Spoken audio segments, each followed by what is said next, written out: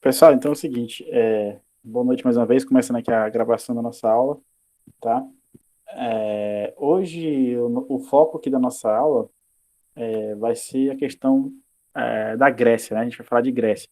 Na aula anterior, a gente comentamos aí sobre algumas civilizações lá da história antiga, né? Do período antigo. E aí, depois desses comentários, dessas abordagens assim bem superficiais, por enquanto, a gente vai entrar agora na parte do período grego, tá? A história, a contribuição que a Grécia deu para a ciência, né? Eu falei estudar a história da Grécia, não. Né? A gente vai estudar as contribuições mais pertinentes que a Grécia deu para a humanidade do ponto de vista científico, tá? Antes disso, assim, aí na aula de hoje, eu vou fazer uma abordagem assim, bem geral, tá? Sobre essas contribuições gregas. E vou estar deixando também lá no Classroom, depois, eu vou estar deixando um link desse texto aqui da Super Interessante, que ela fala um pouco sobre os cientistas da Grécia Antiga. Tá? Vou estar deixando o link para vocês acessarem lá e fazer a leitura, beleza? Esse texto saiu na revista Super Interessante, né? Infelizmente, a gente não consegue transformar em PDF. De toda forma, como o link é aberto, vou deixar o link para vocês acessarem no celular, no computador, e aí vocês vão, pelo menos, ler um pouco sobre três cientistas aqui muito importantes, tá? Que foi Tales de Mileto, né? A gente vai falar um pouco dele na aula de hoje, Pitágoras e também o Demócrito, que para química o Demócrito aqui é o que tem mais importância, né? Por conta lá da questão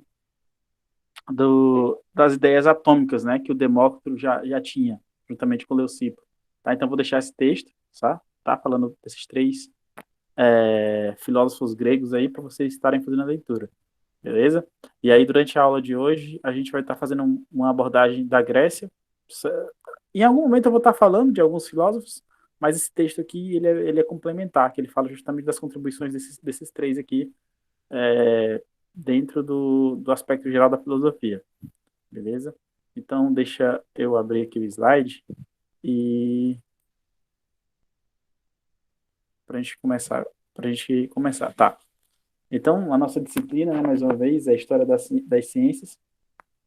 Estamos fazendo essa abordagem aí sobre as contribuições. Né? Por enquanto, a gente está fazendo, na verdade, a abordagem das contribuições das civilizações do ponto de vista científico. Aí lá na frente, a nossa abordagem já vai ser mais para cientistas individuais, né? As contribuições que foram acontecendo ao longo do tempo, né? Quais cientistas que se destacaram numa determinada janela temporal e quais as contribuições que merecem um destaque, certo? Quando fala, eu sei se vocês estão podendo digitar ou abrir o microfone. Quando fala em Grécia, né? O que vem na cabeça de vocês?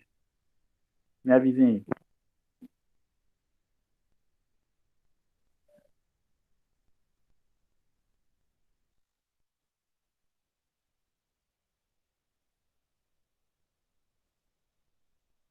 E aí, Carlos?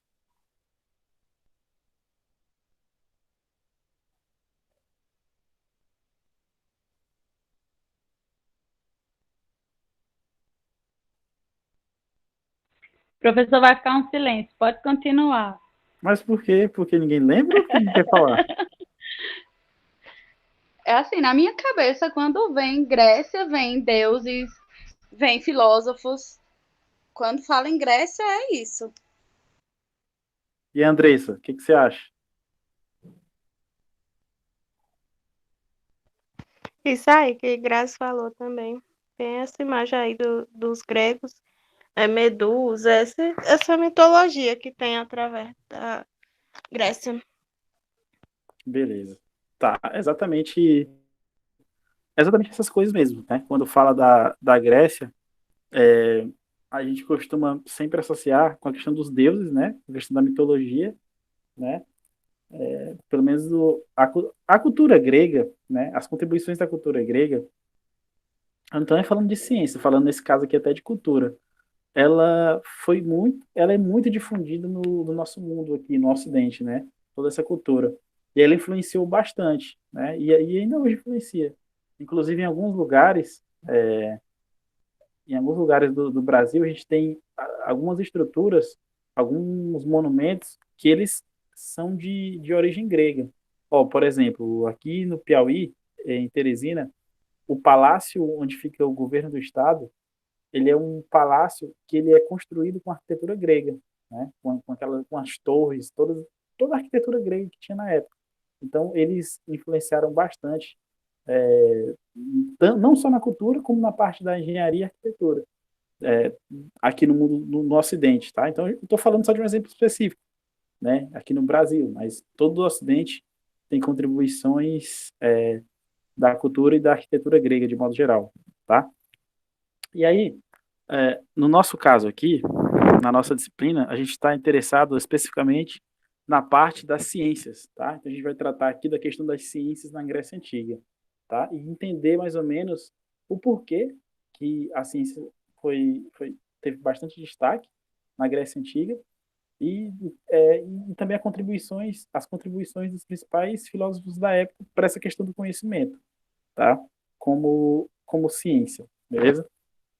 A Grécia, ela, ao contrário lá das outras civilizações que a gente comentou na aula passada, né, os egípcios, os hebreus, mesopotâmios, a Grécia, ela é uma civilização, eu vou falar era, porque eu vou levar lá para a Grécia Antiga, não falando da atual, então eu sempre vou tratar como era.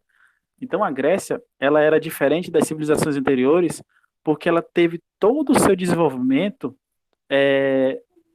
ela, ao contrário das outras, ela teve seu desenvolvimento fora das margens de um rio, né? Porque você tinha o Egito, ele era as margens do rio Nilo, você tinha as outras civilizações, a Mesopotâmia, inclusive, era a margem de dois rios e tal. E a Grécia, ao contrário disso tudo, eles não se desenvolveram às margens de um rio, tá? Então essa já foi a primeira peculiaridade da Grécia. No entanto, ela tinha uma coisa diferente e magnífica em relação aos outros. Ela tinha a questão da costa, tá? Dessa costa que eu falo é uma região litorânea bastante intensa, bastante grande, na verdade. E aí, aqui no próprio mapa, né? Ele é um mapa meio antigo, mas toda essa região aqui é a região da Grécia, tá? Toda essa região que eu estou marcando aqui. Então você percebe que ela tinha uma região costeira bastante extensa, né? Uma região costeira extensa. E aí isso favoreceu alguns aspectos, especificamente os aspectos econômicos. Por quê? Porque naquela época, toda a principal vertente econômica que tinha na época, ela era proveniente das grandes navegações, tá? Então a Grécia virou digamos assim, uma forte civilização do ponto de vista da economia, da comercialização marítima, né? Por conta dessa grande capacidade de costas que ele tinha. Então, a questão da economia baseada em transporte marítimo foi bastante intensa naquela época, tá? E essa questão marítima, tá? Ela não influenciou somente a questão de mercadorias. Ela também possibilitou que os gregos, com as navegações, possibilitou que eles tivessem, de certa forma, trocas de culturas com outros povos, por conta desse eminente fluxo que tinha os gregos com as outras civilizações, por conta da facilidade do transporte que eles tinham, né? Ele tinha todo o oceano para navegar, né? E aí isso possibilitou que eles, além de transportassem materiais, comercializassem materiais, eles pudessem também adquirir, de certa forma, culturas de outras civilizações, de outros povos, graças a essa facilidade. Então, a gente precisa entender que a questão da posição geográfica no mundo, ela facilita muito, tá, gente? Ela facilita muito o desenvolvimento de uma civilização. Eu não vou falar nem muito aqui, eu vou dar meio que uma pausa aqui na questão de ciência e falar um pouco de geografia. Porque é o seguinte, ó, se você imaginar um país, né, que ele tem toda essa questão de uma região costeira bastante extensa, né, e essa possibilidade de expansão marítima por conta dessa costa extensa, essa posição geográfica ela vai facilitar muita coisa, tá? Inclusive, algumas pessoas, alguns estudiosos, eles inclusive falam que o Brasil, né, embora o Brasil tenha uma região costeira bastante extensa, né, mas ele, de certa forma, ele fica meio limitado, né, por estar longe de tudo e ter somente o Oceano Atlântico para fazer para fazer essa questão do comércio, do transporte de comércio, né? E aí outros países que já têm pelo menos 2 oceanos para fazer essa comercialização, esse transporte, eles acabam se beneficiando. E aí muitos países costumam citar, por exemplo, o Chile, né, que tá próximo do Brasil, eles têm o Oceano Pacífico, né, para poder fazer esse transporte, então acaba que a posição geográfica ela acaba facilitando essa questão, tá? Então os gregos eles tinham essa vantagem, né? A posição geográfica, certo? E agora, gente, eu vou falar aqui também para vocês, além dessa posição geográfica ser um fator importante, eu vou enumerar aqui outros 4 fatores que propiciaram a origem e o desenvolvimento da ciência e da cultura grega, ou pelo menos o seu destaque, digamos assim, o destaque da civilização grega em relação às outras aqui para o Ocidente, digamos assim, tá? Então, a primeira grande coisa que a gente precisa entender que os gregos tinham era a curiosidade intelectual, né? Eles acaba que isso não é uma, a gente não pode dizer que isso tinha precedentes, né? É uma coisa que os gregos eles acabaram adquirindo, ou que eles já adquiriram isso sob o ponto de vista de civilização, nessa grande curiosidade intelectual. E aí, se você tem um povo com essa grande curiosidade, vai levar eles a absorver, né, os conhecimentos e técnicas de outras culturas mais complexas. Ou seja, além da grande curiosidade, eles tinham aquilo que eu falei anteriormente, a grande capacidade de transporte, né, para absorver conhecimentos e técnicas de outras culturas mais complexas, tá? Então, o transporte e essa grande curiosidade ajudou bastante nessa questão do desenvolvimento da ciência e da cultura grega, tá?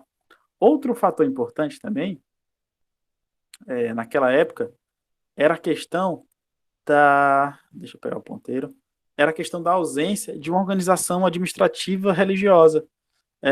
Porque é o seguinte, ó, geralmente as outras civilizações, todo o desenvolvimento, eles, ele passava muito por questões religiosas. Você tinha um sacerdote, né, que ele passava ensinamentos, ele tinha meio que tudo organizado ali ao redor desse sacerdote, né, e aí o que ele falava virava mais ou menos uma regra, né, e aí o que acontece? Na Grécia já não tinha isso, tinha essa ausência de um poder central, né, dessa organização administrativa religiosa, tá? E aí muitas vezes esses sacerdotes, não é o que ele estava dizendo que estava errado, mas na verdade acaba que as coisas que eles estavam falando era meio que rígido, você não podia contrariar, e aí elas passavam de geração para geração, e aí na Grécia não tinha isso, tudo era livre, inclusive os deuses, né, que eles acreditavam, os deuses, eles tinham defeitos, né, muitos deuses lá, eles tinham defeitos parecidos com os defeitos humanos, digamos assim, então era uma questão muito mais flexível, tá? Então, essa questão dessa ausência de uma organização central acabou facilitando o desenvolvimento da ciência e da cultura grega, tá? Outra questão também muito importante aí é a questão do pequeno tamanho das cidades, né? Como as cidades-estados naquela época que era definida assim, né? Elas não eram tão grandes assim, acabava que facilitava, né, a participação ativa dos cidadãos daquela época nos assuntos públicos, tá? E isso aí também facilitou com que esses cidadãos eles pudessem adquirir, né, as técnicas de produção, né, que acontecia entre os povos, né, civilizações e entre as próprias cidades, tá? Então é como se fosse uma espécie de concentração, né? Como tem poucos, né? Tem poucos membros ou poucos cidadãos, como a cidade era pequena, ela tinha uma grande capacidade de absorver as pessoas, não ficava, por exemplo, aquelas regiões periféricas, meio sem assistência, né? Geralmente isso acontece em grandes cidades, né? Então, como as cidades eram relativamente pequenas, você conseguia absorver os cidadãos nesses assuntos de modo geral. E aí isso engloba assuntos públicos, assuntos de técnicas de produção, assuntos de conhecimento de modo geral, tá? Eles tinham também, né, um outro fator, era a tendência, né, isso aqui é o mais interessante, eles tinham uma tendência à reflexão e o aperfeiçoamento à argumentação e dialética, tá? E aí essa questão aqui, ela já está muito ligada com o aspecto filosófico da Grécia, né? Essa tendência à reflexão e o aperfeiçoamento à argumentação, né? E aí eles acabaram se destacando, né, por essa questão, né, essa questão do pensamento, da racionalidade, tá? E aí a gente pode falar o seguinte, que foi a partir da Grécia, digamos assim, que, que as coisas começaram a andar do ponto de vista racional, né? Porque os povos antigos, eles davam muita importância para a questão, como que eu vou falar isso, gente? Para a questão religiosa, né? Para as entidades supremas, né? Como se fossem os deuses. E também vou falar mesmo do aspecto religioso. Dava muita importância para isso do ponto de vista de explicação. Né? Aconteceu um fenômeno, vou explicar porque foi Deus que quis que acontecesse isso. Ah, foi a vontade de Deus. Né? E aí na Grécia, a gente já teve essa mudança. Né? Eles começaram a pensar, né, de maneira racional na questão das explicações das causalidades das coisas, digamos assim. Tá? Então, você teve uma espécie de ruptura, né, dessa questão do pensamento crítico, né, da reflexão, ao invés sempre daquela questão da explicação com base numa entidade divina. Tá? Outra coisa importante, gente, é o seguinte, ó, a gente tem que sempre, como eu já falei no início, tem sempre essa grande influência da Grécia aqui no Ocidente, e aí alguns livros ou algumas pessoas elas costumam pensar que quando a gente vai falar de ciência, na histórias das ciências, aí muitos livros ou alguns materiais começam a falar da Grécia. Só que, poxa, não foi na Grécia que começou tudo, né? Os gregos, como eu falei anteriormente, eles pegaram muitas ideias das civilizações anteriores, tá? E foi facilitado justamente por essa questão do transporte, né? A Grécia tinha essa posição geográfica muito privilegiada e ajudou com que eles pegassem culturas, né, de outros povos. Então, a ciência, ela não começou na Grécia, tá? Muito embora a organização da ciência, como a gente conhece hoje, tenha forte influência grega, né? E eles, de certa forma, organizaram o que a gente conhece hoje como ciência. Só que, se você pegar e generalizar para a parte do conhecimento, isso já vem de povos antigos, tá? Agora, o conhecimento como ele é hoje, aí sim, a Grécia tem grande contribuição, tá? Mas a ciência, o conhecimento não começou na Grécia, não. Teve contribuições anteriores. Pessoal, vocês estão conseguindo me escutar bem? Estão conseguindo entender? Estão conseguindo acompanhar? Ou eu estou falando muito rápido?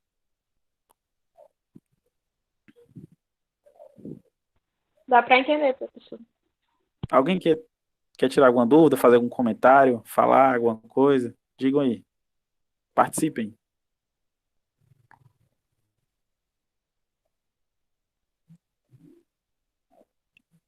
E aí, Adalto, algum comentário? Não, professor, tá suave. Tô só Beleza, observando aqui, ó, a historinha. na hora.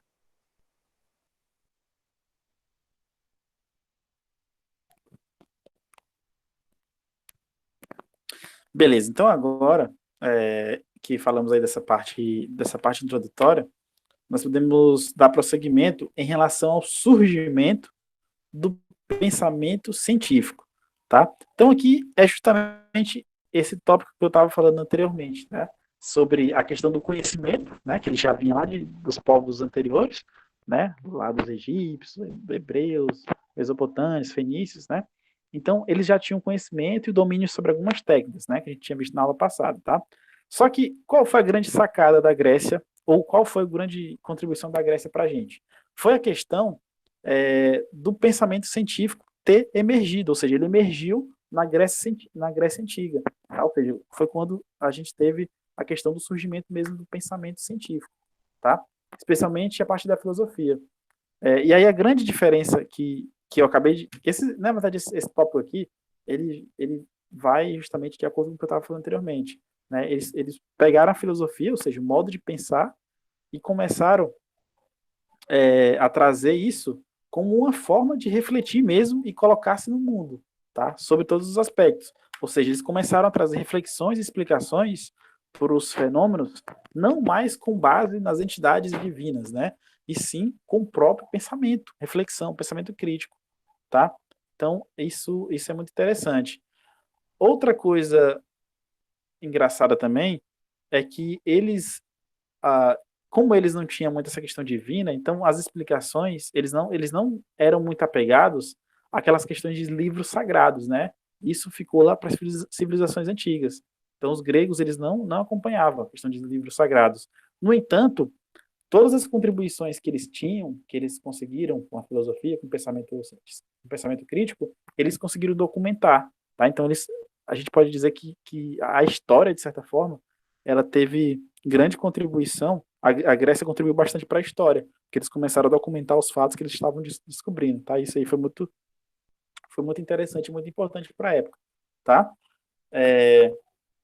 Foi nesse período também que estabeleceu-se a questão das provas científicas, né? Baseado basicamente na prática e estabelecendo daí a questão do início da ciência no mundo ocidental, né? Porque essa questão de provas científicas a gente tem até hoje, né? Que foi o que eu falei lá na aula anterior, né? Na questão do método científico, né? Você lança a questão das hipóteses, realiza experimentos, tá? E aí no final esses experimentos eles têm que ter um grau de repetição, né? Eles precisam ser reproduzíveis, digamos assim. E também essas teorias, elas precisam, geralmente quando você formula a teoria, ela precisa passar por provas, né? E aí essas provas, no caso, são basicamente o uso dessa teoria para resolver algum problema, né? Então é a questão das provas científicas, né? Geralmente eu costumo lembrar, quando falo de prova científica, acaba que não tem nada a ver com isso aqui agora, mas eu acabei de lembrar, por exemplo, da teoria quântica, né? Quando, tipo, Max Planck, quando ele desenvolveu a teoria quântica, lá no início de 1900, né? Essa teoria, ela precisou passar por algumas provas, né? Porque ela foi uma teoria bastante estranha para a época, porque você imagina, você vai abandonar uma física antiga, né? Que é a física newtoniana, né? E aí você começa a trabalhar com uma nova física, certo? Uma física baseada em fenômenos ondulatórios. E aí o que acontece? Como ela era uma física bastante estranha e muito radical em relação a tudo que existia, os cientistas da época eles não vão aceitar aquilo de bate-pronto, né? Porque, beleza, Max Planck conseguiu resolver lá o problema da radiação do corpo negro que tinha na época, né? Que era um problema bastante importante na época e que estava sem resolução, né? Alguns físicos haviam estudado, mas não tiveram resolução, contribuíram, de certa forma, para a expansão do conhecimento, mas não resolveu o problema. E aí Max Planck foi lá e resolveu. Só que aí a teoria dele, ela não já estava prontinha lá para ser aceita, né? Como eu falei, de bate-pronto, ela precisava passar por provas, né? E aí o que aconteceu? Einstein, por exemplo, pegou a própria teoria, né, de Max Planck e aplicou essa teoria para a explicação do efeito fotoelétrico.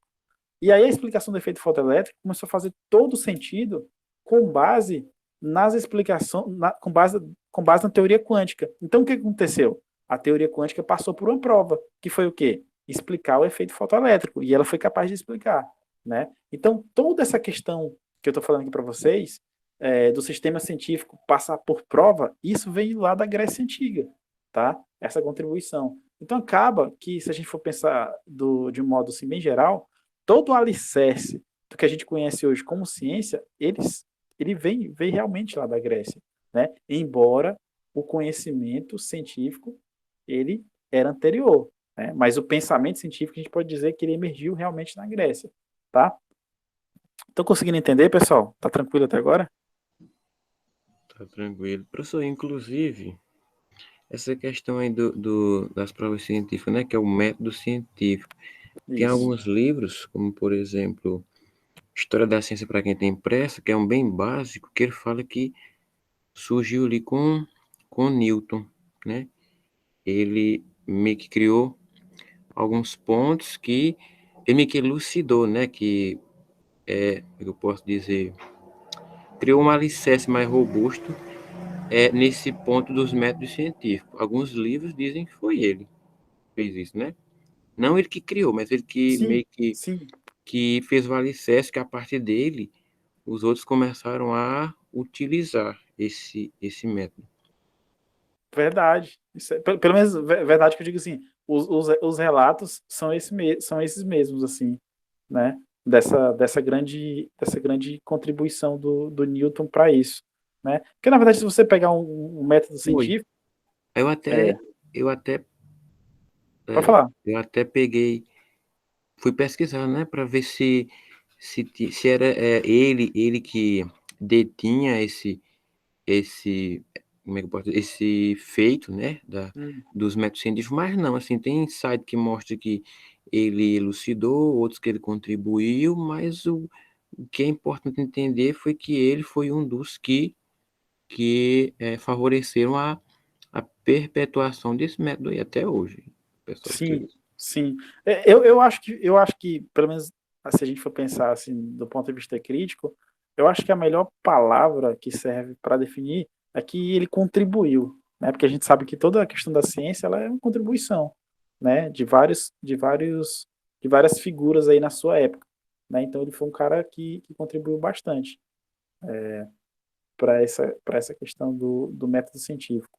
Muito embora, né, a gente sempre sabe que o método científico ele não segue lá aqueles passozinhos que a gente costuma colocar nas aulas e tal, tem sempre uma variação de cientista para cientista, mas no geral ele segue aquele esqueleto, né? Embora sempre de algum ponto para outro tenha sempre uma passagem diferente, né, de cientista para cientista, mas no geral ele segue aquela questão mesmo que a gente sempre escreve, do método científico, né? E aí a outra grande contribuição da Grécia, outra grande não, essa contribuição dos gregos, ela está baseada muito naquilo que a gente já vem falando muito, né? Que é o pensamento, né? Pensamento racional, né? E esses pensamentos racionais, eles eram aplicados para tudo, né? Basicamente para tudo daquela época, desde as questões sobre a vida, morte, próprias questões de conhecimento, né? Questões de existência, a própria questão da questões astronômicas que a gente vai ver daqui a pouco. Então eles tinham o pensamento crítico e o pensamento racional aplicado basicamente para uma ampla gama de coisas, digamos assim. Gente, eu vou só dar uma pausa aqui, só para ver o que o Carlos escreveu.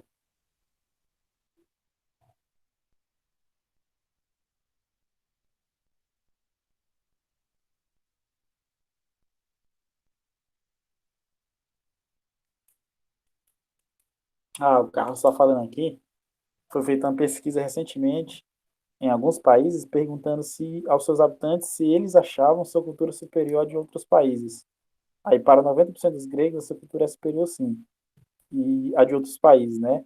E o outro, como é que fala? O segundo maior índice foram dos italianos, né? 70%, tá?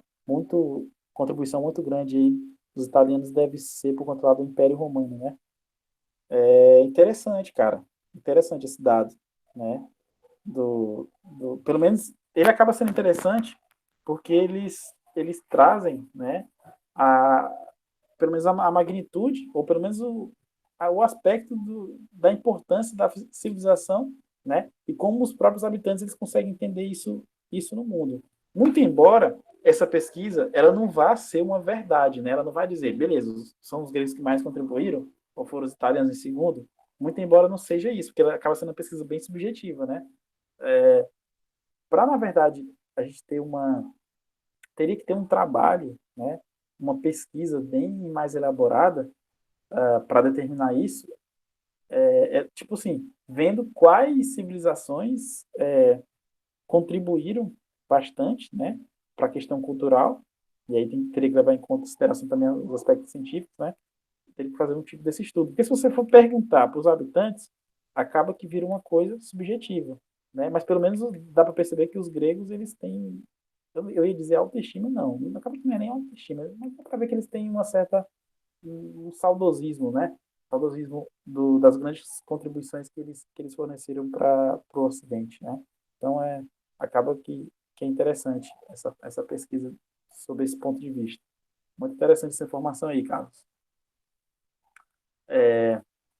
Outra questão aqui, outra questão importante é que os gregos, como eu estou falando aqui muito do pensamento racional, não significou que eles abandonaram isso aqui é meio polêmico, assim, não significou que eles abandonaram as crenças nos mitos e no sistema de religiosidade, tá? Só que eles trabalhavam num esquema de coexistência, né? Do mundo da crença nos mitos e dos deuses e no mundo da razão, né? Então, é muito engraçado isso, porque, por exemplo, alguns dos filósofos, por exemplo, Pitágoras, ele tinha o raciocínio, o conhecimento, a razão muito enraizado, muito forte. Só que ele também tinha a questão do miticismo, tá? Ele acreditava muito numa mística, tá? Então, eles conseguiam trabalhar isso de uma maneira muito estranha, né? Nessa coexistência do mundo dos mitos, das crenças e no mundo da razão. Inclusive, o próprio Aristóteles, o próprio Pitágoras, ele tinha muita questão dos números, né? Os números tinham alguns significados. Então, a questão mística, ela estava sim presente, tá? Muito embora, se você for analisar, as maiores contribuições, elas vieram mesmo do lado do pensamento crítico, né? Da razão, tá? Mas eles acabavam que os gregos, eles trabalhavam no sistema de coexistência das duas coisas, tá? É meio estranho pensar isso, mas eles tinham essa questão, tá? Então vamos lá. Na questão do surgimento do pensamento científico, um dos nomes mais emblemáticos, né, que a gente tinha foi o de Sócrates, né? E aí tem a foto do Sócrates, né? Porque ele foi o cara, né, o filósofo, que ele partiu lá daquela questão do pressuposto de que não sabia de nada, né? Aquela questão lá como é, sei que nada sei, né? E aí, se você partir desse pressuposto de que nada sabe, ou seja, partir do zero, isso aqui vai instigar a minha investigação, né? E aí, de certa forma, ele também já está partindo do pressuposto, de certa forma, é uma questão de humildade, né? Ele sabe, ele está partindo do pressuposto que não sabe de nada, né? E aí, isso vai instigar a minha questão de investigação, tá? E também vai demonstrar que a própria humanidade, ela ainda não tinha um domínio do conhecimento, né? E, portanto, o que acontece? A humanidade tinha que movimentar-se para sair dessa tal ignorância, ou seja, para buscar o conhecimento, né? Então, essa questão aí, ela vai partir sempre do movimento, né? Ele vai assumir não saber, né, de determinadas coisas e vai movimentar-se em busca de explicações possíveis para as questões da vida, do mundo, né? Então, Sócrates, ele foi um filósofo aí, bastante relevante, né? Um dos mais emblemáticos, aí, como o texto está falando para a gente, né? Por conta dessa questão de que não sabemos de nada, né? Então, é muito engraçado. Então, essa frase do sei, só sei que nada sei, ela é muito utilizada até hoje, né?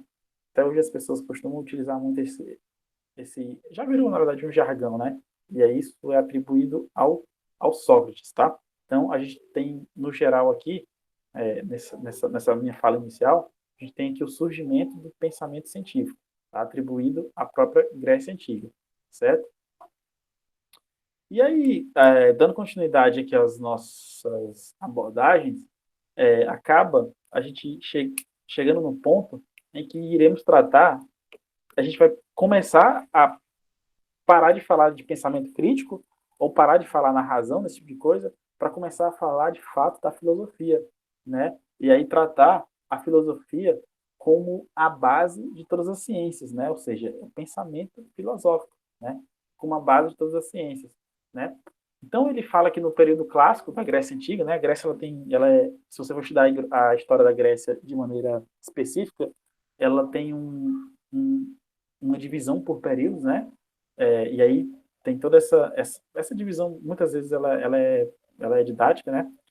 Ele fala que entre o século 6 e o século 4 antes de Cristo, ele fala que foi nessa época aí que a ciência se desenvolveu, tá? E aí o que acontece? Tratando, né, ela se desenvolveu com base na filosofia, ou tratando a filosofia como sendo a base de todas as ciências, tá? E aí o que acontece? Não apenas, ou seja, até então apenas a religiosidade ela era responsável por dar respostas, né, como eu já tinha falado, né? E essas respostas, que é engraçado, essas respostas elas eram, tá, provenientes da religiosidade para várias questões humanas, inclusive para doenças, né? Ou seja, as doenças, elas eram justificadas anteriormente por conta da vontade dos deuses, né? E os eventos históricos também, né? Por exemplo, uma guerra, um combate entre as civilizações, esse tipo de coisa, elas eram sempre explicadas ou justificadas, não é nem explicadas, elas eram justificadas pela vontade dos deuses, né? E aí o próprio corpo humano, né? Ele acaba que ele não era muito compreendido por conta disso, né? Por conta de todas as explicações, elas eram divinas, né? Então acaba que o próprio os seres humanos daquela época, eles não tinham muito interesse, né, em compreender isso, né? E aí eles só sabiam basicamente, eles só sabiam os órgãos básicos para a sobrevivência humana, né? E a sua consequente função, tá? Eles só sabiam esse básico. E aí essa questão das explicações, elas sempre estarem atribuídas aos deuses, acabou que isso dificultou a questão do desenvolvimento científico. E aí quando veio a filosofia, para a gente ter a questão do pensamento crítico, né? Pensamento, para a gente ter a questão da razão, né? A questão da racionalidade, e aí isso mudou um pouco. Se você for analisar, gente, é uma coisa muito, sei lá, eu acho isso muito louco, tá? Quando a gente fala de filosofia. E você começar a imaginar, né, o ser humano antigamente, né? Imaginar eles como as explicações e todas as justificativas sempre baseadas na vontade de um ser supremo, sem você ter a questão da racionalidade, é complicado se pensar isso, né? Como que era esse tempo antes da racionalidade, né? De trazermos a razão ali para ser o centro da discussão, ser o centro do universo, digamos assim. Deixa eu ver o que o Adalto está falando. Muita gente ainda não acredita, século XXI. Isso é verdade, né? Porque, por exemplo, se a gente for falar, porque é o seguinte, atualmente, né, a gente tem muito essa questão que eu acho que eu já falei na primeira aula, né, a questão da ciência, ela nunca teve tão em xeque como está atualmente, né, com essa questão do obscurantismo, negacionismo, todos esses nomes novos aí que têm surgido, né, a ciência ela nunca teve tão questionada, tá? E aí o que acontece? Outra coisa importante, só que esse tema é muito polêmico, né? Eu não sei nem se eu devo falar aqui na aula, mas vou falar. A questão muito da religiosidade, né? Se você pensar, né, na questão da religiosidade e da ciência, é uma coisa muito complicada, né? É uma coisa muito complicada. Eu lembro disso, eu lembro de um fato que aconteceu comigo. Quando eu estava fazendo doutorado, meu orientador, ele é um químico teórico bastante importante no Brasil, cara, com muita contribuição. E aí a nossa comunidade da química teórica, basicamente todo mundo se conhece no Brasil. Eu estava comentando com ele que o meu ex-orientador, ele tinha virado evangélico, digamos assim, né? E aí ele achou meio estranho, ele ficou meio assim estranho, achando estranho, mas ele é cientista, ele virou evangélico, acredita agora em Deus. Aí eu fiquei sem entender na época, achando assim estranho, porque tipo, a maioria desses cientistas assim, renomados do Brasil e do exterior principalmente, eles são ateus, né? E aí eles ficam muito nessa questão, eles ficam meio sem entender como que um cientista começa a acreditar em Deus, né? É uma coisa meio estranha. Deixa eu ver aqui o que vocês estão falando.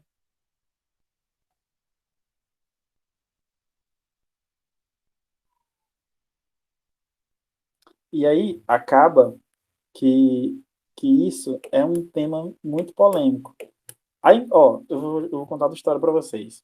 Aí lá onde eu estudava, na Unicamp, na Universidade Estadual de Campinas, tem um professor lá, tinha um professor que ele aposenta agora, um cara muito importante também, que ele trabalhava com espectros de massa. Ele é um dos caras mais importantes no mundo para espectros de massa, de um laboratório gigante. E esse cara, não sei se vocês já ouviram falar disso, ele era adepto de uma teoria do design inteligente. Não sei se vocês já ouviram falar. E essa teoria do design inteligente, ela basicamente fala que existe tipo um ser supremo, né, que foi responsável que é responsável, né, por controlar tudo, né? Basicamente isso, ou seja, Deus, digamos assim. E ele defendia muito. E esse cara, dentro da própria instituição, esse cara começou a ser tratado de maneira diferente, com chacota, né? Ninguém acredita no cara, forçaram, inclusive, recentemente ele a pedir aposentadoria por conta dessa questão de design inteligente. Aí, sempre que ele ministrava um seminário, os caras começaram, não respeitavam, né? Tipo assim, beleza, se você não acredita, mas pelo menos respeita, né? E aí esse cara era muito achincalhado por conta disso. E aí, gente, entra naquela questão, né? Da questão da ciência e da religiosidade. Né? É um tema, assim, bastante polêmico, mas vocês, como estudantes de química, né, que é uma ciência, é importante que vocês também reflitam sobre isso, né? E tenham, cada um de vocês tenham a posição de vocês, né? Porque, tipo, a gente trabalha com ciência e cada um é livre, né, para escolher ou acreditar no que quiser, né? A gente não tem muito uma questão de dogmas, a gente não tem uma questão de dogmática ou pelo menos uma questão de, como que fala a palavra, gente?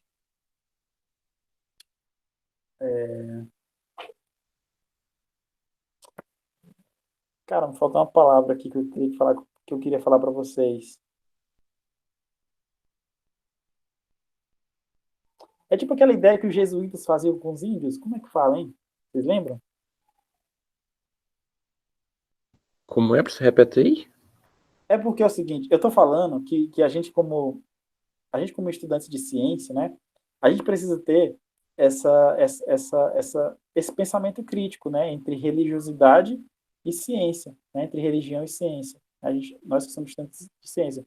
E geralmente, já então, e dentro da ciência, no geral, não existe muito aquela questão, como é que fala? É uma palavrinha,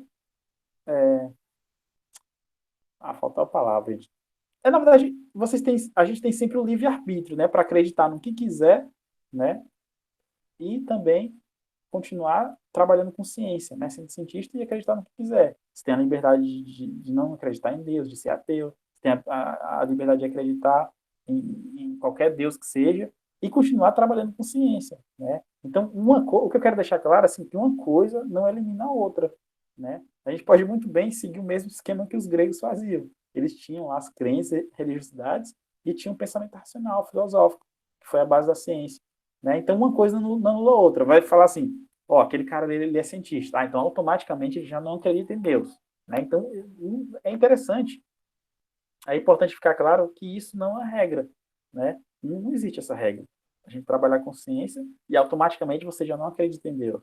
Não, a minha opinião minha é bem particular. Eu acho que uma coisa não tem nada a ver com a outra, na verdade, né? E é basicamente isso. Alguém tem alguma dúvida? Alguém quer falar alguma coisa?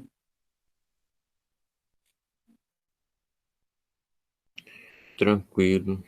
O professor tem aquele livro que é referência escaneado, o PDF? Eu Alguma... acho que deixa só eu ver aqui. Eu acho que eu já coloquei lá no Classroom, na pasta, mas não avisei a vocês. Deixa só eu confirmar aqui. Deixa eu ver. Sinceramente, eu não sei onde é que olha mais. Mas eu acho que eu coloquei, gente, em algum lugar aqui. Ah, tá aqui, ó. Pasta da turma no Google Drive. Vocês estão vendo aí, né? Ah, tá aqui, ó. Eu coloquei já, ó. Vocês vão entrar na pasta da turma. Aí tá aqui, ó. Ele já é escaneado. Ciência através dos tempos. Beleza? Então ele já está na pasta de vocês do Google Drive. Ou seja, na pasta de vocês não, na pasta da turma, que ela é compartilhada com todo mundo. Tá? Então ele está lá. O problema desse livro, eu vou até comprar ele, cara. Vou ter comprado, não comprei. O problema aqui é que a qualidade dele não está muito boa. Alguém escaneou e tal, não foi uma qualidade muito boa. Tá? Mas dá para quebrar o galho. Era para não ter comprado esse livro, acabei me esquecendo. Mas é o que a gente tem. Beleza? Já está lá na pasta. Beleza, Dalton? Beleza. Parece que ele é bom meu. Eu também tô pensando em comprar ele. É bom, cara, é bom. Mais um para a coleção. Eu já assisti a palestra desse cara aqui, ó, Ático Chassor. Já assisti a palestra dele na graduação. Ele é um gaúcho, né? Eu nem sei se está vivo, ele é um professor gaúcho do Rio Grande do Sul. e ele tinha vindo dar uma palestra em Teresina na época do Simpec, que era um simpósio brasileiro do ensino de química. E aí levaram ele lá para a universidade que eu estava um dia para dar uma palestra. Eu nem lembro muito mais, né? Nem lembro na época do que ele estava tratando, mas o nome dele eu gravei na época. Ele era um cara muito importante na parte de divulgação científica e na parte de história das ciências também. Cara importante. Deixa eu voltar aqui para o nosso slide para dar continuidade. Tá. Então, a gente está tratando aqui da questão da filosofia. Tá? E aí, a partir desse pensamento, né, filosófico e dessa ruptura, né, do acreditar sempre no ser divino, que vai explicar tudo, a gente teve o surgimento da medicina, né? E ela surgiu justamente no período clássico, lá da Grécia, né? Ela se constituiu, né, como uma área de conhecimento, né? Porque de novo, antes todas as explicações, elas eram baseadas no ser divino, né? E aí, quando nesse período clássico, lá da Grécia Antiga, a medicina ela passou, né, a constituir-se como uma área do conhecimento, ou seja, uma área que começou a ser estudada, né? E aí, para eles, naquela época, tinha grande utilidade prática. Por quê? Porque naquela época tinha muitos conflitos de guerra, né? E, ao mesmo tempo, a medicina ela também era importante para as questões de sobrevivência da comunidade, né? Então, tanto para tratar feridos dos conflitos de guerra, e para a questão de sobrevivência, tá? E aí, é, a, a, a gente data, né, esse período clássico da Grécia como o surgimento, né, daquilo que a gente conhece como medicina, tá? E aí um dos caras notáveis foi Hipócrates, né? Hipócrates foi o primeiro a estabelecer a questão da observação dos sintomas e, a partir deles, ele começou a diagnosticar o seu respectivo tratamento, né? E aí foi nesse contexto aí que surgiu as primeiras escolas de medicina, tá? Então, você começa a perceber que ali foi onde começa tudo, né? Você tem as questões dos sintomas. A gente lendo hoje, parece uma coisa meio óbvia, assim, né? Para a época, foi um grande ganho, digamos assim, né? Para a humanidade, digamos assim.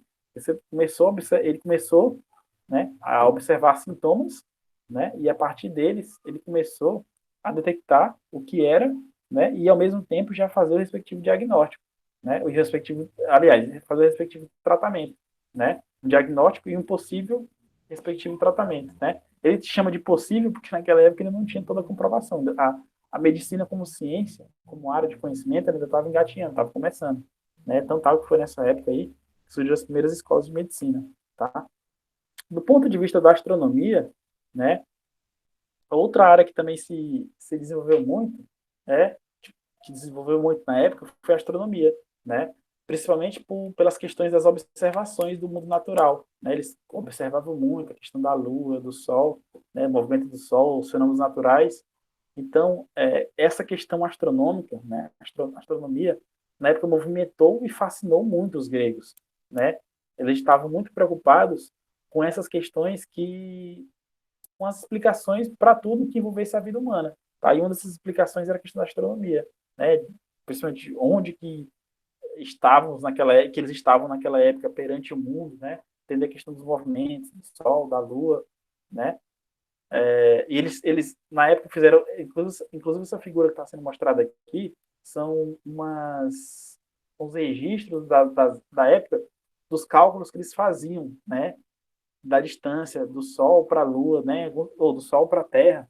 Inclusive, tem em alguns artigos, alguns relatos, mostra inclusive os cálculos que eles fizeram e os cálculos atuais. E geralmente a gente vê que a diferença era pouca, né?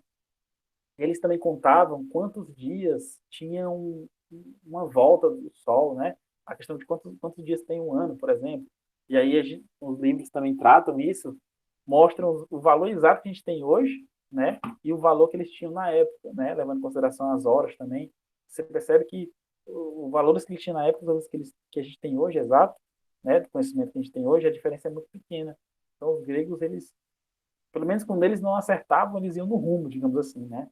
Então, você percebe que os caras, eles eram realmente diferentes, assim, do ponto de vista de, de, de, de contribuição mesmo, né? Se você pegar para tudo que já tinha sido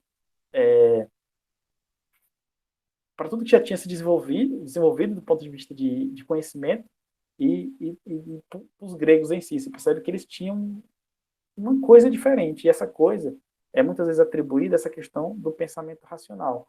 Tá? Eles começavam a usar a lógica, a racionalidade para desenvolver os problemas. Tá? E aí você consegue imaginar, né, sempre batendo na mesma vertente, que, por exemplo, se somente os deuses não davam conta de explicar como e por que as coisas aconteciam de uma forma, e não de outra, no mundo natural era preciso buscar explicações. E essas explicações elas eram o quê? Explicações racionais para os eventos naturais. Tá? E aí, para que tudo isso, né, eu já vou deixar um arremate para a próxima aula, para que tudo isso fosse possível, para que todo esse desenvolvimento fosse possível, eles precisavam desse conhecimento racional. E aí precisavam de uma palavra-chave, tá? Que era o quê? A palavra-chave é matemática, certo?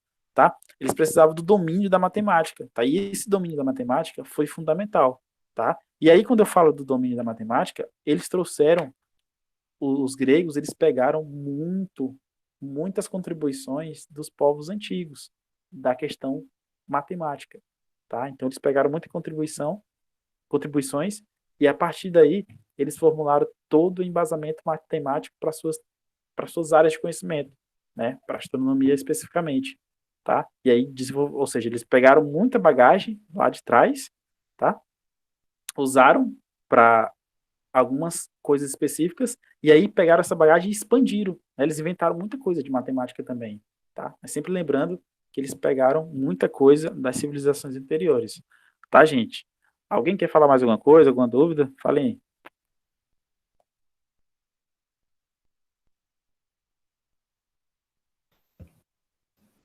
Por mim tá tranquilo aqui.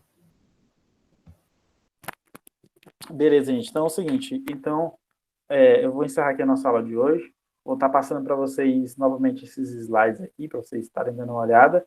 E vou estar passando também, de novo, para quem chegou depois, eu não sei, vou estar passando o link, né, da revista super interessante, que ela traz aqui os cientistas da Grécia Antiga, né, que no caso são os filósofos.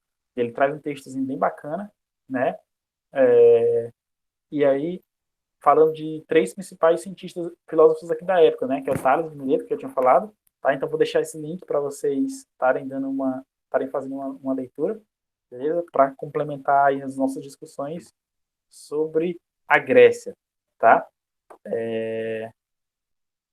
Só para vocês, só esse primeiro parágrafo aqui, já é interessante, ele fala do que a gente estava comentando, tipo assim, os gregos, eles não inventaram a ciência.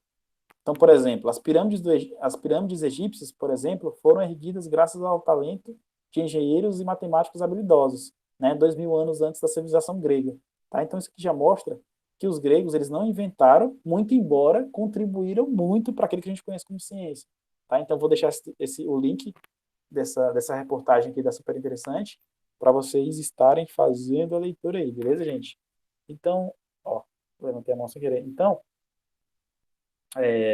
dito isso, gente, eu já vou deixar para vocês aí uma boa noite, bom final de semana para todos. E, se possível, gente, peguem lá o livro que eu postei, façam a leitura, vão lendo, que aí vai até facilitar nossas aulas, porque, tipo, quanto mais vocês falarem, comentarem, mais dinâmica fica a nossa aula, tá? Porque se ficar só eu falando aqui fica meio chato, vocês vão ficar com sono, inclusive. Então é importante que vocês façam a leitura e tragam aqui para nossa aula discussões a respeito do que vocês leram, tá, gente?